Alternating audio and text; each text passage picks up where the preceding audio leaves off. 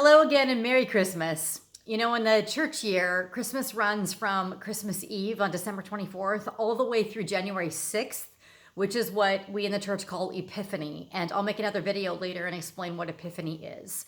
But basically, Christmas in the church year is a season, not just a day. And it runs as the 12 days of Christmas. We can celebrate all of Christmas, and it's just a wonderful time. And it actually coincides, interestingly enough, with New Year's, and they both celebrate the beginnings of things. They both celebrate things being made new. Even though in the church year, we don't really recognize New Year's Day as a celebration, it's more like a cultural thing.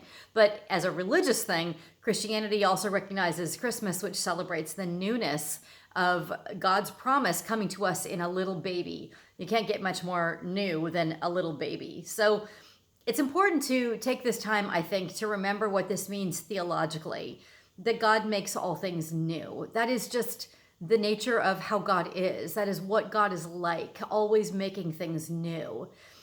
It's difficult sometimes when we have gone through things that have been hurtful, or maybe times where we are victims to our own sin. You know, we've made bad choices and made some bad mistakes. Sometimes it's difficult to realize that God doesn't hold that sin against us, that we're forgiven for things that we've done where we've made mistakes. And God is always trying to bring something new into our lives and create newness out of what was old. I have people come and talk to me all the time that are just drowning in regrets and loss and difficulty. Sometimes people talk to me about even being involved in wars decades ago, and that it's really hard to let those things go. And I understand that psychologically. I understand that it's very difficult to let go of things, especially things that have happened to us in the past that maybe weren't so good, or our own sins, our own mistakes, our own regrets on this journey. And yet, that's not how God looks at us. God does not hold our sin against us. We proclaim that with our proclamation of the cross, that through the cross, everything that humanity needed healing from, God healed. And so what was healed includes the consequences, the long-term consequences of our sinfulness. Now, it doesn't mean that God doesn't see sin or notice sin. You know, sin is detrimental and damaging for everybody included.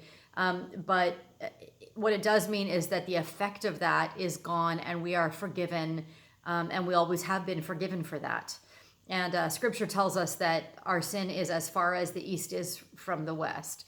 By the way, speaking of scripture and speaking of sin, scripture doesn't say hate the sin, but love the sinner. That's something that we've made up. It's not in the Bible. What it says about sin in scripture is not hate the sin, but forgive the sin. God forgives the sin. And so we can then learn to forgive sin as well, including our own sin or our own regrets.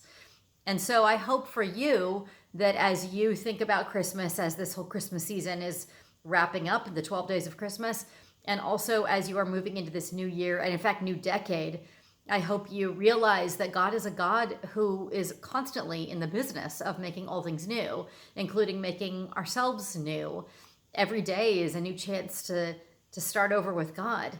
And we get to have that newness, that freshness of life all the time. I hope you move into this decade also, not with a sense of hate, you know, like people say, you know, I hate my weight, and so I'm going to lose weight, or I hate my finances, or I hate my relationships, or I hate my job, and so I'm going to move forward.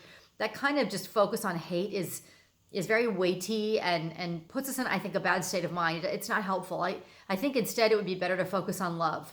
You know, that you love yourself enough to make some steps toward greater health in the future, or you love yourself enough to work to improve some of your relationships or improve your job or your finances or whatever. But start from a positive place of love, because that's how God sees you. That's how you're looked at. You're looked at with eyes of love, not with eyes of anger or disappointment or resentment or holding your past against you or anything like that. Everything is new. Everything is fresh. This is who God is, and this is what we're given. This is the gift of new life that we're given through grace. And it's available to us every single day. It's really part of who we are every day.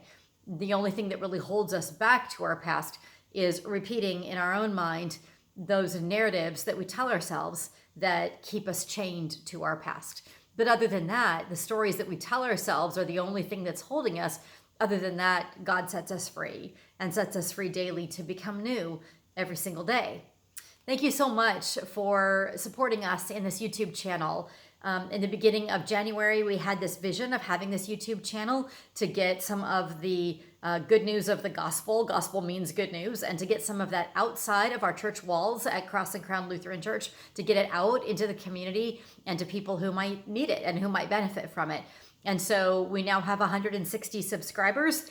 Thanks to you subscribing and also sharing it with friends and passing it on and telling people about it. Thank you so much for doing that, for subscribing and for clicking the little thumbs up icon that you like the videos. It gives us a lot of encouragement then to keep going and to keep making these on a variety of topics.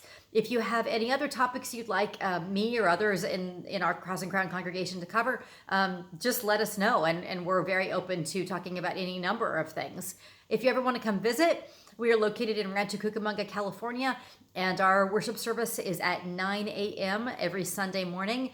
It's a really intimate feel. It's big enough to have lots of things going on, but small enough so that people know each other and support each other. It's a wonderful congregation. I'm so blessed to be their pastor. But if you're farther away, I know some of these videos have been sent to Europe and to other places outside the country. Just know that you're in our thoughts and our prayers. And feel free to comment. I look at and answer the comments if you'd like to. And just know that we're grateful for you and we're proud to be in partnership with you. So God bless you in this new year, in this new decade. And we hope that you truly do feel the presence of God's love with you every day. Take care. Bye-bye.